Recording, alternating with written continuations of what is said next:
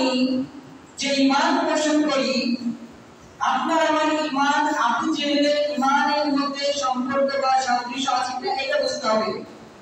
আপনিও স্বীকার করছেন যে আমি স্বীকার করছি যে সমস্ত পৃথিবী আসমান জমিন যা কিছু আছে সবকিছু আল্লাহ সুবহানাহু ওয়া তাআলা সৃষ্টি করেছেন, সবকিছু প্রতিপালন করে আল্লাহ সুবহানাহু ওয়া তাআলা, জন্ম মৃত্যু তিনি সৃষ্টি করেছেন, যত বিষয় আছে সবকিছু তিনি সৃষ্টি করেছেন। তাহলে বলে আমি মুসলিম, আমি ইসলামের অনুসারী। এই কথা আবু জাহাল বিশ্বাস করত, আবু লাহাব তারা বিশ্বাস করত। কিন্তু পার্থক্য কোথায় ছিল? আল্লাহ রাসূল যদি আবু জাহালকে লা ইলাহা ইল্লাল্লাহ এই দাওয়াত না দিয়ে যদি বলতো লা রাব্বুন ইল্লাল্লাহ ওয়া লা রাব্বা ইল্লাল্লাহ, রব ছাড়া প্রকৃতপক্ষে রব ছাড়া কোনো রব নেই, তাহলে আবু জাহাল তারা তো সবাই রাসূল সাল্লাল্লাহু আলাইহি ওয়াসাল্লামকে মাথার তাজ বানিয়ে রাখতো, রাখতো কি রাখতো না? অবশ্যই রাখতো। রব ছাড়া কোনো রব নেই যদি এই দাওয়াত দিতেন না কালেমা কেমন যে লা রাব্বুনি ইল্লাল্লাহ, কালেমা তো এমন না। যদি এই কালেমা দিত তাহলে আবু জাহাল আল্লাহ রাসূলকে কি করতো?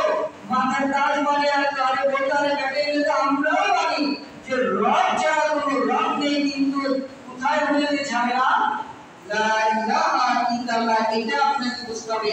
ইনশাআল্লাহ আমার আলোচনা মধ্যে ক্লিয়ার করব, পর্যায় করবে। এখন আপনি আমি মনে করতেছি যে আমি স্বীকার করে নিয়েছি যে আসমান জমিন আল্লাহ সুবহানাহু ওয়া তাআলা সৃষ্টি করেছেন, তিনি এক আর দ্বিতীয়টা আমি স্বীকার করে নিয়েছি, আমি মুসলিম। না, আর কিছু দরকার নেই। না, তাহলে তো আবু জাহাল নামে হবে না। আবু জাহাল তো তাহলে জান্নাত যাবে, আবু জাহাল তো তাহলে ইসলামের অনুসারী, আব্দুল্লাহ তো তাহলে ইসলামের অনুসারী হবে।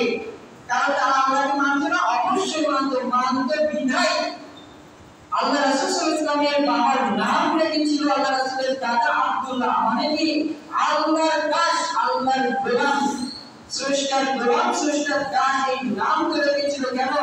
তারা তো আল্লাহকে মানতো যে একজন আল্লাহ আছে, একজন স্রষ্টা আছে, একজন ক্রিয়েটর আছে, যিনি গোটা বিশ্ব জগৎকে সৃষ্টি করেছেন, আমাদেরকে সৃষ্টি করেছেন, পরিচালনা করছেন। তারা বিশ্বাস করতে বিদায় রাসূলের বাবার নাম তার দাদা রেখেছিল আব্দুল্লাহ। কাবা শরীফকে তারা খেদমত করতো, করতো না? কাবা শরীফকে তারা খেদমত করতো কেন? যে একমাত্র আল্লাহ সুবহানাহু ওয়া তাআলার একটা ঘর, তারা খেদমত করতো কেন? তারা এক আল্লাহ আছেন এটাকে বিশ্বাস করতো। আবু জাহাল বিশ্বাস করতো যে এক আল্লাহ আছে, এজন্য তার ভাইয়ের নাম আব্দুল্লাহ ছিল, তাদের সাথে কোনো সাংঘর্ষিক হয় নাই তার ভাইয়ের সাথে। কেন? আল্লাহর কাজ, আল্লাহর গোলাম, এতে কোনো সন্দেহ নাই। তারা স্বীকার করতো, তারা মেনে নিয়েছিল আল্লাহর কাজ। এখন আপনি আমি তো এইভাবে কখনো চিন্তা করিনি।